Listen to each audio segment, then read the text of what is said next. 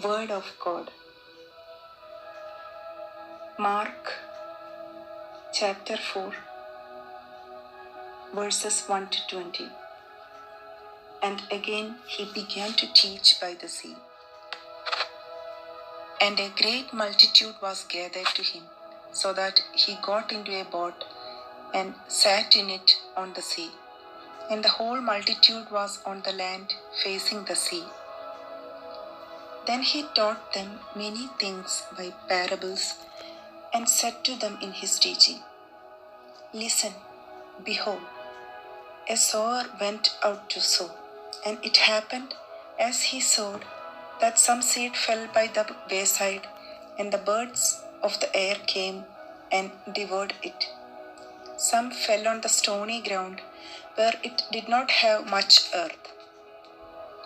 And immediately it sprang up, because it had no depth of earth.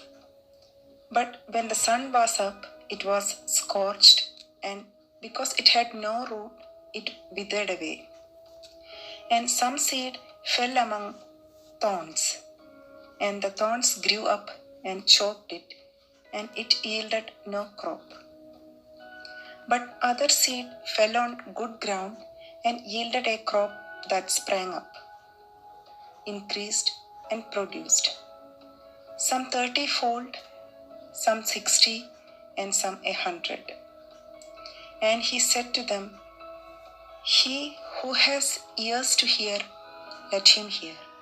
But when he was alone, those around him with the 12 asked him about the parable.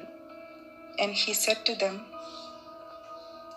To you it has been given to know the mystery of the kingdom of God, but to those who are outside, all things come in parables, so that seeing they may see and not perceive, and hearing they may hear and not understand, lest they should turn and their sins be forgiven them. And he said to them, Do you not understand this parable? How then will you understand all the parables? The sower sows the word, and these are the ones by the wayside where the word is sown. When they hear, Satan comes immediately and takes away the word that was sown in their hearts. These likewise are the ones sown on stony ground, who, when they hear the word, immediately receive it with gladness, and they have no root in themselves, and so endure only for a time. Afterward, when tribulation or persecution arises for the word's sake, immediately they stumble. Now, these are the ones sown among thorns. They are the ones who hear the word, and the cares of this world, the deceitfulness of riches, and the desires for other things entering in choke the word, and it becomes unfruitful.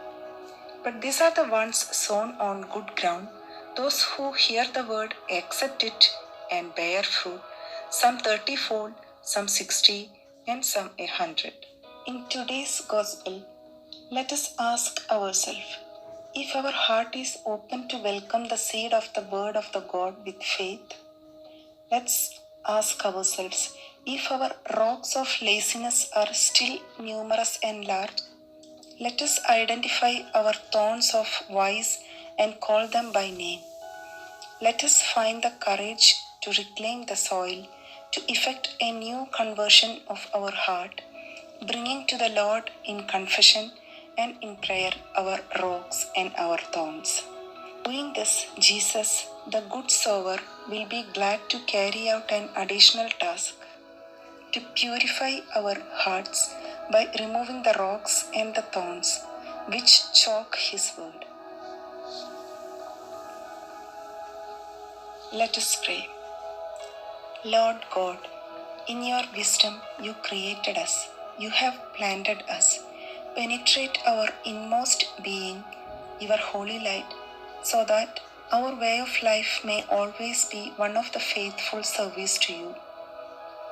May we never hesitate to run to your all-forgiving arms of mercy when we allow the rocks and thorns of this life to prevent our growth and our steps as we return home to you.